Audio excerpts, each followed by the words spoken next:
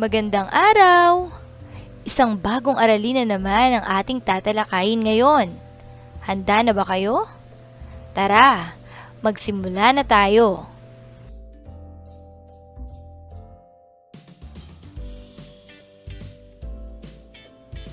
Ang paksa natin ngayon ay tungkol sa pagpapahayag ng sariling opinyon o reaksyon sa napakinggang balita, issue o usapan.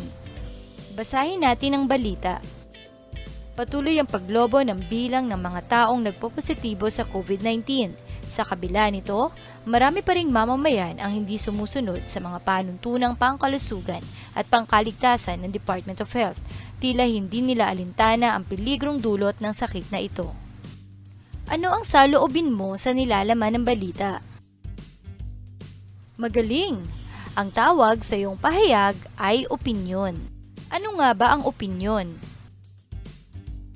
Ang opinyon ay sariling palagay, pananaw o saloobin tungkol sa isang balita, issue o usapan. Ano ang damdamin mo pagkatapos basahin ang balita? Mahusay! Ang tawag sa iyong sinabi ay reaksyon.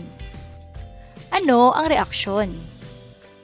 Ang reaksyon ay ang damdaming nagpapakita ng pagsang-ayon, pagsalungat, pagkatuwa o pagkadismaya sa mga balita, issue o usapan. Mga pahayag na ginagamit sa pagbibigay ng opinyon o reaksyon.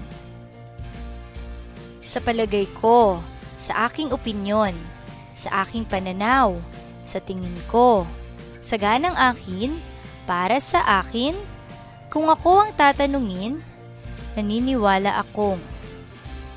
Mga halimbawa ng opinyon. Issue.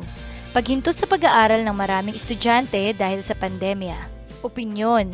Para sa akin, hindi dapat na huminto sa pag-aaral ng dahil sa pandemya sapagkat napakaraming paraan para maituloy ang edukasyon sa mga tahanan gaya ng paggamit ng module, telebisyon, online classes at iba pa.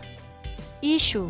Maraming estudyante ang napababayaan ng pag-aaral dahil sa pagkahilig sa paglalaro ng mobile games. Opinyon.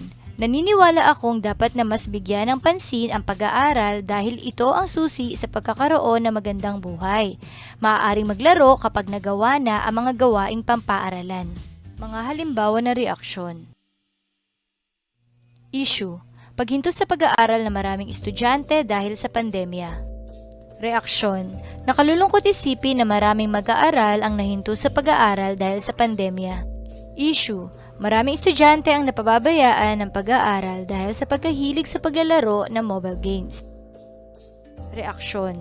Nakalulungkot isipin na maraming kabataan ang nagpapabaya sa pag-aaral. Nagpapakahirap maghanap buhay ang ating magulang para tayo ay mapag-aral lamang.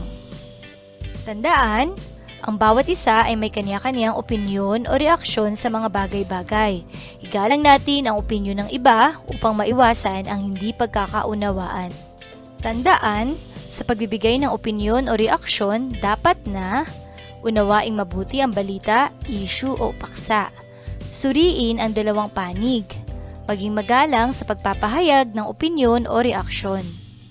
Ang pagbibigay ng opinyon at reaksyon sa mga nangyayari sa ating lipunan ay bahagi na ng pang-araw-araw nating buhay. Ngunit tandaan lamang na dapat na magkaroon tayo ng sapat na kaalaman sa paksa upang makapagbigay tayo ng opinyon at reaksyong tunay na pinag-isipan at may kabuluhan. Subukin nga natin kung inyong naunawaan ang ating aralin. Sagutan natin ang pagsasanay na ito. Panuto. Kumpletuhin ang mga pangungusap. Ibigay ang sariling opinyon o reaksyon sa mga sumusunod na issue. Unang bilang. Pagpapatuloy ng edukasyon sa panahon ng pandemya. Opinyon, naniniwala akong. Ikalawang bilang, pagbubukas ng ilang pasyalan sa mga lugar na mababa na ang bilang ng positibo sa COVID-19. Opinyon, sa palagay ko.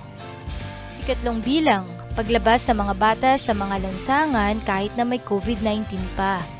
Opinyon, para sa akin. Ikaapat na bilang, basahin ang usapan ng mag-ina kaugnay ng balitang napanood tungkol sa mga frontliners. Inay, Nakaawa naman po pala ang mga doktor at nurse ngayon sa mga ospital na gumagamot ng mga pasyenteng may COVID-19. Oo anak, tinitiis nila ang init ng suot nilang PPE, gutom, antok, pagod at pagkawalay sa pamilya para sa kanilang sinumpaang tungkulin. Bayani po pala talaga silang maituturing dahil sa kanilang ginagawa. Reaksyon? Magaling, magaling, magaling. Paunlarin lalo ang kakayahan sa pagpapahayag ng opinyon o reaksyon. Isaalang-alang lang ang mga dapat tandaan sa pagpapahayag nito. Sana ay may bago kayong natutunan ngayong araw. Maraming salamat hanggang sa susunod na isa na namang masayang pag-aaral. Huwag kalimutang mag-like, mag-subscribe at pindutin ang bell para sa mga susunod pa nating aralin sa Filipino.